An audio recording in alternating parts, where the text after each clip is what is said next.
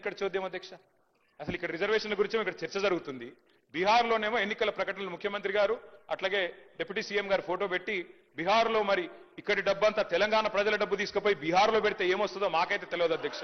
మరి తీసుకుపోయి ప్రకటనలు అక్కడ ఇస్తా ఉన్నారు. మరి ఇక్కడ రిజర్వేషన్లు పాసే కాలేదు, పాస్ అయిపోయినట్టుగా మరి అక్కడ చెప్తా ఉంటే మాకు ఆశ్చర్యంగా ఉంది అధ్యక్ష. అట్లాగే అధ్యక్ష ఇంకో విషయం, న్యాయ సమీక్షకు నిలబడని జీవోలతో ఎట్లా బీసీల జీవితాలు మారుస్తారో చెప్పాలి అధ్యక్ష, ప్రభుత్వమే చెప్పాలి. అట్లాగే నేను అడుగుతున్నా, తెలంగాణ రాష్ట్ర సమితిని భారతీయ రాష్ట్ర సమితిగా మార్చుకొని తెలంగాణ ప్రాంత ప్రజలతో పేగుబంధం తెంచుకున్నది ఆ పార్టీ అధ్యక్ష. ఈరోజు భారతీయ రాష్ట్ర సమితి అనే పార్టీ పెట్టి తెలంగాణ సంపదనంతా కూడా ఇతర రాష్ట్రాల్లో దోషిపెట్టిరు సార్ అధ్యక్ష. పంజాబ్ లో పోయి చెక్కులు ఇచ్చినటువంటి చరిత్ర మీది. మీరా మా గురించి మాట్లాడారు అధ్యక్ష. మహారాష్ట్రలో ఒక్కొక్క మీటింగ్ కోసం 100 కోట్లు ఖర్చు పెట్టి ఒక సర్పంచ్ కూడా గెలవని పరిస్థితి ఆ రోజు బీఆర్ఎస్ పార్టీ అధ్యక్ష. ఈరోజు తెలంగాణ అప్పుల కుప్ప రాష్ట్రంగా మారిందంటే మీ ఆలోచన వల్ల. ఈరోజు 8 లక్షల కోట్లు అనే అటువంటి సంకేతాన్ని ఇచ్చే విధంగానే మీరే పోతారు అన్నటువంటి విధంగా సంకేతం ఇచ్చే ప్రయత్నం జరుగుతోంది. ఇంతకంటే మీరు అన్నట్టుగా నరేంద్ర మోడీ గారు, రాహుల్ గాంధీ గారు ప్రధాన ప్రతిపక్షంగా కూర్చుంటే షెడ్యూల్ 9 ప్రకారంగా వస్తుంది. కానీ ఇలా రాజ్యాంగంలో సుప్రీంకోర్టు జోక్యం చేసుకొని తమిళనాడు కోర్టు ప్రభుత్వంకు సంబంధించిన నివేదికల మీద చర్చించింది.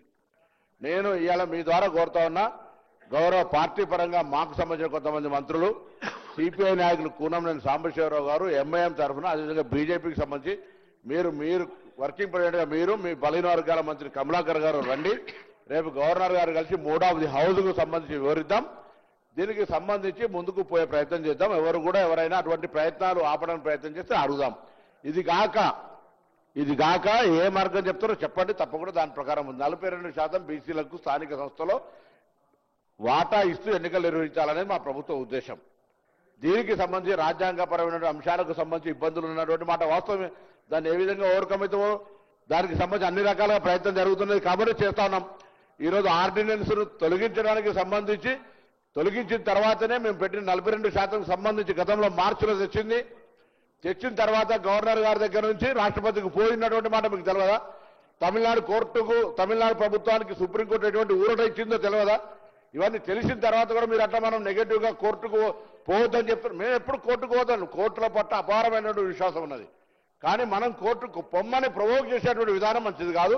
దయచేసి మళ్ళీ చెప్తున్నా, టీఆర్ఎస్ పార్టీగా ఎవరో పాత కాంగ్రెస్ నాయకుడు పోయిండని చెప్పి మీరు ఎట్లా చెప్తారో భవిష్యత్తులో అటువంటి కలంకం తెచ్చుకునే చర్చ చేసేటువంటి అవకాశాలు లేకుండా ఉండండి. ఈరోజు దీనికి సంబంధించి క్షుణ్ణంగా తెలంగాణ వ్యాప్తంగా బలహీన వర్గాలకు సంబంధించి మనం ఢిల్లీలో ధర్నా పెడితే అధ్యక్ష, సంబంధం లేకుండా గ్రామీణ ప్రాంతాల నుంచి స్పందన వచ్చినటువంటి పరిస్థితి. ఇలా గ్రామీణ ప్రాంతాల భావోద్వేగాల వ్యాప్తి చర్చ జరుగుతోంది. ఈ చర్చను టీఆర్ఎస్ పార్టీ చేస్తున్నటువంటి కోర్టు ఇతర ప్రస్తావనలన్నీ క్షేత్రస్థాయిలో గమనిస్తా ఉన్నారు. దయచేసి పార్టీ స్టాండ్ స్పష్టంగా చెప్పి ఏకాభిప్రాయంగా తీర్మానం తీసుకొని నేను రేపు ఉదయం గవర్నర్ గారు టైం తీసుకుంటాం. మన అభిప్రాయాన్ని వారికి ఎట్లా ప్రధానమంత్రి గారి సమయాన్ని పాయల్ శంకర్ గారో లేకపోతే మహేశ్వర రెడ్డి గారు ఇప్పలేకపోవచ్చు. తప్పకుండా గవర్నర్ గారు విజ్ఞప్తి చేస్తాం, పోయి రిప్రజెంటేషన్ చేద్దాం రమ్మని చెప్పి కోరుతా ఉన్నా. దీనికి సంబంధించి అపశకనాలతో ప్రారంభమయ్యే సభ అపశకనంగా మాట్లాడకుండా విధంగా ఉండాలని సందర్భంగా మరొకసారి గౌరవ నాయకులందరికీ పార్టీలకు విజ్ఞప్తి చేస్తున్నాను.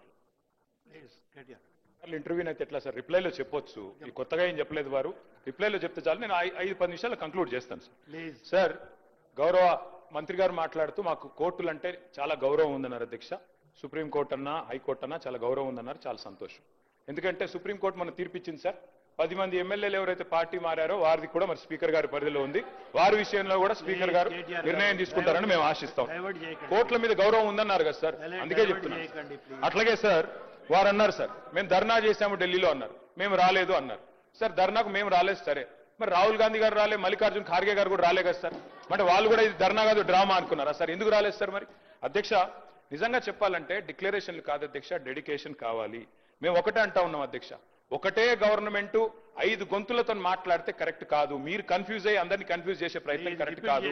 డెడికేషన్ తో పనిచేయండి, శాస్త్రీయంగా పనిచేయండి. మేము సిన్సియర్గా ఒకటే కోరుతా ఉన్నాం సార్. ప్రధానమంత్రి గారు అపాయింట్మెంట్ ఇస్తలేరు, ఇక్కడ ఉన్న ఎమ్మెల్యే గారు ఇప్పియాలంటారు. ప్రధానమంత్రి గారి అపాయింట్మెంట్ ఎమ్మెల్యే గారు ఇప్పిస్తారా? సరే, ఎక్కడైనా దేశంలో ఇది మాకు తెలియదా? ముఖ్యమంత్రి కార్యాలయం నుంచి అడిగితే ఇస్తారు. 52 సార్లు ఢిల్లీకి పోయినారు ముఖ్యమంత్రి గారు, 52 సార్లు పోయినారు, 20 నెలల రికార్డు సార్ ఇది. మరి 52 సార్లు పోయి ప్రధానమంత్రి గారిని చాలా సార్లు కలుస్తారు. మొన్ననే చీఫ్ సెక్రటరీ గారిది మళ్ళీ మీరు రిపీట్ చేస్తుంటే నేనేం చేయాలి? అది కాదండి, మీరు రిపీట్ చేసుకుంటే అదే మాటలు మాట్లాడుతున్నారు. మీరు 2-3 సూచనలు అన్నారు, ఒక సూచన చేసి మళ్ళీ మొత్తం ఇష్యూ డైవర్ట్ చేస్తున్నారు. Please conclude. సార్, ఈ సమస్య తేలాలి అంటే ఇందాక నేను చెప్పినట్టు 2 మార్గాలు ఉన్నాయి సార్. ప్రధానమంత్రి గారి దగ్గరికి అఖిలపక్షం తీసుకుపోమనండి ముఖ్యమంత్రి గారిని. మా పార్టీ నుంచి కూడా వస్తాం. తప్పకుండా మా పార్టీ స్టాండ్ ఇక్కడ చెప్తున్నాం క్లియర్ గా, we are in support of this bill అని చెప్తున్నాం. రెండోది సార్, ఏదైనా చేయాలి పని అంటే డెడికేషన్ ఉండాలి సార్, ఉత్త డిక్లరేషన్లతో కాదు. ఆ రోజు కేసీఆర్ గారు నేను ఆంధ్రప్రదేశ్ నుంచి పోతున్నా ఢిల్లీకి, తిరిగి తెలంగాణలోనే కాలు పెడతా అని చెప్పి పోయిండు, సాధించిండు. ఇవాళ ముఖ్యమంత్రి గారు కూడా చిత్తశుద్ధి ఉంటే సార్ వారు కూడా డిసిషన్ తీసుకోవాలా, చెప్పాలా. మరి బీసీ బిల్లు సాధించడో లేకపోతే నేను మళ్ళీ ఢిల్లీకి హైదరాబాద్కి రానని చెప్పి అక్కడే కూర్చోమనండి, జంతర్ మంతర్లు ఆమరణ దీక్ష చేయమనండి. మేము వద్దుంటున్నామా సార్? కూర్చోమనండి గట్టిగా.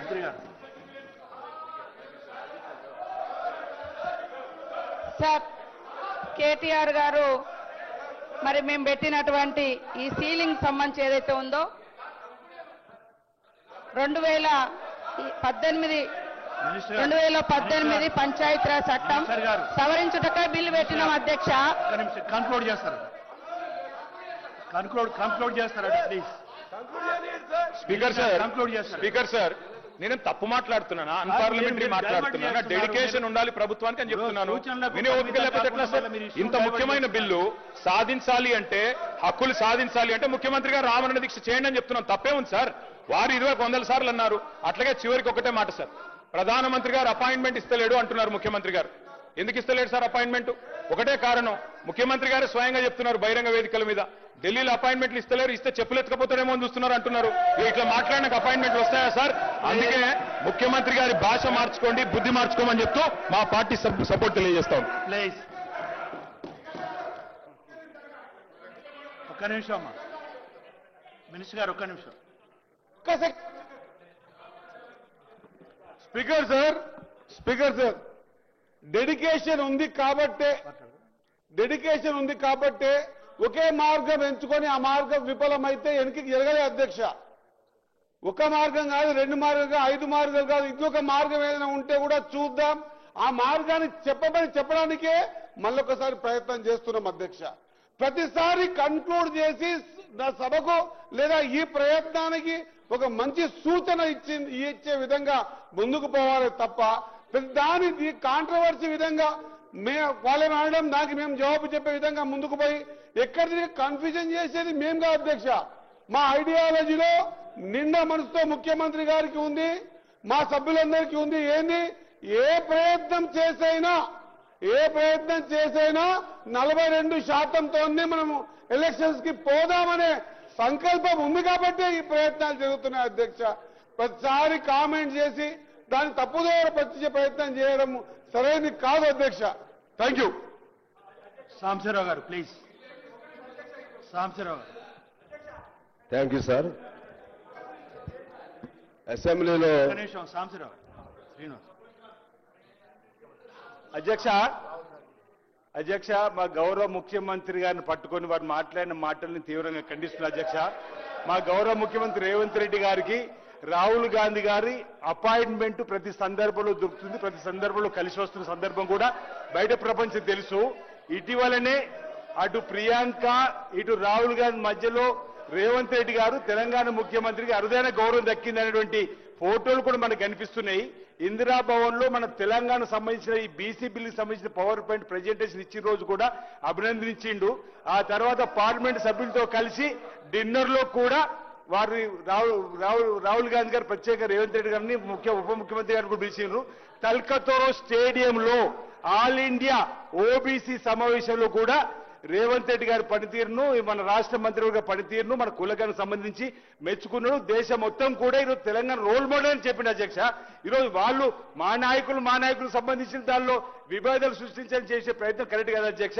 వాళ్ళు మేము 52 సార్లు మా ముఖ్యమంత్రి గారు వేయరు, 52 సార్లు మా పార్టీ మా నాయకుడు 52 సార్లు వెళ్ళింది కూడా 52 సార్లు వెళ్ళింది కూడా ఈ రాష్ట్ర ప్రయోజనాలు దృష్టిలో పెట్టుకుపోయినాం. మాకు బేస్యాలు లేవు అధ్యక్ష. మీలాగా బేస్యాలకు పోయి రాష్ట్రానికి ఇబ్బంది జరిగినటువంటి మీ నాయకత్వంలో ఈరోజు మా ముఖ్యమంత్రి రేవంత్ రెడ్డి గారికి గౌరవం ఉన్నది. గౌరవ్ రాహుల్ గాంధీ దగ్గర కానీ శ్రీమతి సోనియా గాంధీ గారి దగ్గర